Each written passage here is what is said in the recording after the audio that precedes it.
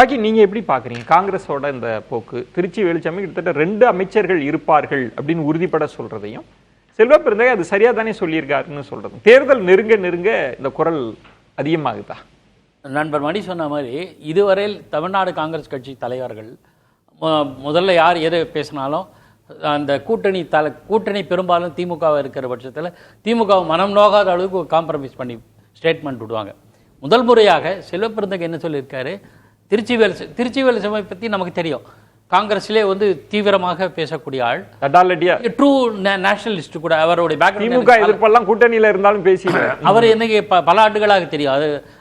அவர் வந்து தேசியவாதி உண்மையானவர். அதனால எல்லாத்திலையும் வந்து ஒரு தேங்காய் உடைக்கிற உடைப்பார். இந்த முறை அப்படி இல்லை. இதை என்டார்ஸ் பண்ணுறார் செல்வ பெருந்தகை. ஒன்று இன்னொன்று சேர்த்து கவனிக்கணும், இது இல்லை அல்லாது இது ஒட்டாது, ஆனால் மறைமுகம் ஒட்டும். ஜோதிமணி காமராஜரை வைத்து திமுக செய்த செயல்களை பற்றி விமர்சித்து பேசியிருக்கிறாங்க. நேரடியான இது நேரடி தொடர்பு இல்லை. இதாவது எங்களுடைய ஐடென்டிட்டி, காங்கிரஸ் கட்சி என்ற தேசிய கட்சியினுடைய தனித்தன்மையை நாங்கள் நிரூபிக்க வேண்டும். எப்படி நிரூபிக்க முடியும்? ஆட்சியில் பங்கு. இதுதான் அடுத்த நகர்வு. இது வந்து கூட்டணி ஆட்சி அமையுமா இல்லையா அப்படின்னு கேட்டிங்கன்னா ஆரோடம் நம்ம சொல்ல முடியாது. ஆனால் அமைந்தால் நல்லது என்ற மனநிலைக்கு எல்லாரும் வந்திருக்காங்கன்னு தான் நம்ம பார்க்குறோம். இதுக்கு தொடக்கப்புள்ளி வந்து விசிகே நாங்கள் கூட்டணி ஆட்சியில் பங்கு என்பது ஆரம்பத்திலேருந்து சொல்லி வருகிறோம். தொல் திருமாவளவன் சொல்லி சொன்னார். ஆனால் இப்போ காலம் கனியலை அப்படின்றத மட்டும் காலம் கனியவில்லை, இல்லை என்றும் இல்லை. நாங்கள் கைவிட்டுட்டோம் சொல்லலை. தனித்தமிழ் நாடு திராவிட நாடு கொள்கை கைவிட்டுட்டோம் திமுக சொன்ன மாதிரி ஒரு ஸ்டெபனா இல்லை எங்களுக்கு இல்லை அப்படின்னு சொல்லலை. இன்னும் ஆப்ஷன் ஓப்பன் பண்ணி தான் வச்சுருக்காங்க.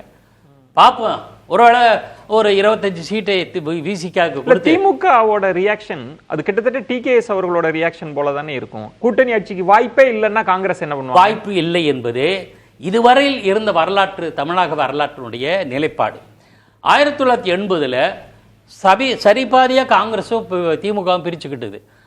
மக்களவை தேர்தலில் மகத்தான வெற்றி திமுக காங்கிரஸ் கூட்டணிக்கு. ஆனால் அந்த சட்டப்பேரவை தேர்தல் 1980 நடந்தபோது சரிபாதியா 109 நினைக்கிறேன், நம்பர் விட்டுருவோம், ரெண்டுமே 50-50, ரெண்டு பேரும் ஈக்குவல் நம்பர். அப்போ என்ன பேசப்பட்டது? கலைஞர் கருணாநிதி தலைமையில், அதில் கூட ஒரு தகவல் நான் அப்புறம் சொல்கிறேன், ஒரு கூட்டணி அரசு அமையும் என்று அப்போதைய எம்பி சுப்பிரமணியம், பழனி ஆண்டி போன்றவர்கள்லாம் வலியுறுத்தி பேசினேன். எண்ணிக்கை பயிரே அப்படித்தானே, அப்பவே எதிர்பார்க்கப்பட்டது. ஆனால் அப்போல்லாம் எவ்வளோ கட்சிகள் தமிழ்நாட்டில் இருந்தது, இப்போ எவ்வளோ இருக்குது? தேசிய அளவில் எடுத்துக்கங்களேன். நேரு காலத்தில், லால்பகதூர் சாஸ்திரி, இந்திரா காலத்துலலாம் மொத்தமாக தேசிய அளவில் சோஷலிஸ்ட் கட்சி, கம்யூனிஸ்ட் கட்சி, ஜனசங்கம் ரொம்ப நெக்லிஜிபிள், காங்கிரஸ். அதனால் வந்து ஒரே கட்சி ஆட்சியாக உருவானது நேஷனல் லெவலில். நம்ம அதை அப்புறம் பார்த்துக்கலாம். பாக்கி இப்போ இந்த பிரச்சனையில் நான் கேட்பது, இப்போ திமுக வந்து இல்லைங்க நாங்கள் எங்களுக்கு கூட்டணி ஆட்சின்ற நிலைப்பாடு இல்லைன்னு சொன்னால் காங்கிரஸ் என்ன பண்ணுவோன்னு கேட்குறேன். அப்படி சொல்லிட்டாங்கன்னா என்ன பண்ணுவாங்க? அது வந்து ஹைபோதெட்டிக்கல் क्वेश्चन. சொல்லியிருக்காரு இல்ல கூட்டணி ஆட்சிக்கு வாய்ப்பு இல்லைன்னு. கூட்டணி கட்சிக்கு வாய்ப்பு இல்லைன்னு தான் சொன்னாங்களே தவிர இல்லை உங்களுக்கு நீங்கள் ஆட்சியில் வந்தால் கூட கிடையாது அப்படின்னு. 96 இடங்களை பெற்ற கலைஞர் கருணாநிதி காலம் வேறு. இப்போது எவ்வளவு ஒரு கேள்வி பாக்கி ஒரு புரிதலுக்காக, அப்படி ஒரு பிரஷரை காங்கிரஸால கொடுக்க முடியுமா? இப்ப திருச்சி வேலுச்சாமி பேசிட்டார் 2 அமைச்சர்கள் இருப்பாங்கன்னு. டிகேஎஸ் இளங்கோவன் வந்து இல்ல அதுக்கு வாய்ப்பு இல்ல, மக்களும் ஏத்துக்க மாட்டாங்கன்னு சொல்லிட்டாங்கல்ல. இப்ப அடுத்து காங்கிரஸ் என்ன பண்ண? இது மிகப்பெரிய தாக்கத்தை ஏற்படுத்தாது, ஆனால் தாக்கமே இல்லைன்னு சொல்ல முடியாது. இது ஒரு துவக்கம் தானே. இஷ்யூஸ் வரும். ஒரு ஆள் ஒரு செயலை, ஒரு பள்ளிக்கூட மாணவர்கள்லாம் பார்த்துருப்பீங்க, ஒரு பையன் கல் தூக்கி எறிஞ்சா மற்றவங்கலாம் எடுக்க ஆரம்பிப்பாங்க. இன்னைக்கே பாருங்க, திருச்சி வேலுசாமி சொன்னார், செல்வ பெருந்தகை என்டார்ஸ் பண்ணுகிறார், காமராஜர் பற்றி ஜோதிமணி, அதாவது திமுகவின் கருத்துக்களை பற்றி ஜோதிமணி கடுமையாக விமர்சிக்கிறார். அப்படி பாருங்க ஒவ்வொன்றா மணி. இப்போ அவங்களுக்கு இதோட சேர்த்து ஜோதிமணி அவர்களோட கருத்து, திருச்சி சிவா அவர்கள் காமராஜர் குறித்து பேசியதுல திருச்சி சிவா கருத்து ஏற்புடையது இல்லை அப்படின்னு பேசுவது என்பது வேறு. திமுக காலங்காலமா இப்படி பண்ணுச்சு, ஒரு பொய்யான கட்டுக்கதைகள் அப்படின்னு, இது கூட்டணிக்குள்ளிருந்த இவ்வளவு கடுமையான ஸ்டேட்மெண்ட். இது ஜோதிமணி ரொம்ப இணக்கமா திமுகவோடு இருந்தாங்க, திமுகவிற்காக குரல் கொடுத்து பல இஷ்யூஸ்ல பேசியிருக்காங்க. இந்த கருத்து எதை சொல்லுது? எல்லாம் ஒரே நாள்ல நடக்குது இல்ல. அது அவங்க ஜோதிமணி வந்து ராகுல் காந்தியோட பர்சனல் சாய்ஸ். அவங்க அந்த எம்பி சீட்டு 2 முறை வாங்கினதெல்லாம் அவங்க வந்து பர்சனலி ராகுல் காந்தி ஆஃபீஸோட தொடர்பில் இருக்கிறவங்க தான். அவங்க அந்த மேலிடத்தில் ஓரளவு ஆசீர்வாதம் இல்லாமல் அதை பேசியிருக்க மாட்டாங்க. காமராஜ் அவருடைய அந்த இதை பற்றி திருச்சி சிவா பேசின அந்த கருத்துக்கு.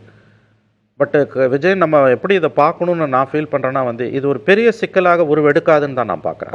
இது எப்படி பேசினா இன்னும் அதிகமாக கூட பேசுவாங்க, தொடர்ந்து பேசுவாங்க காங்கிரஸ்லேருந்து. ஆனால் திமுக வந்து இதை முளையிலேயே கிள்ளி எறியணுன்னு தான் அவங்க பார்ப்பாங்க.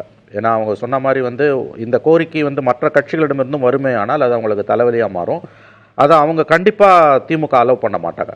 ஆங்கிலத்தில் ஒரு சொல்லாடும், தே won't allow even a blade of a grass to grow at their feetன்னுவாங்க. அந்த மாதிரி வந்து கீழே ஒரு புல்லு பூண்டு கூட முளைக்க அலோவ் பண்ண மாட்டாங்க.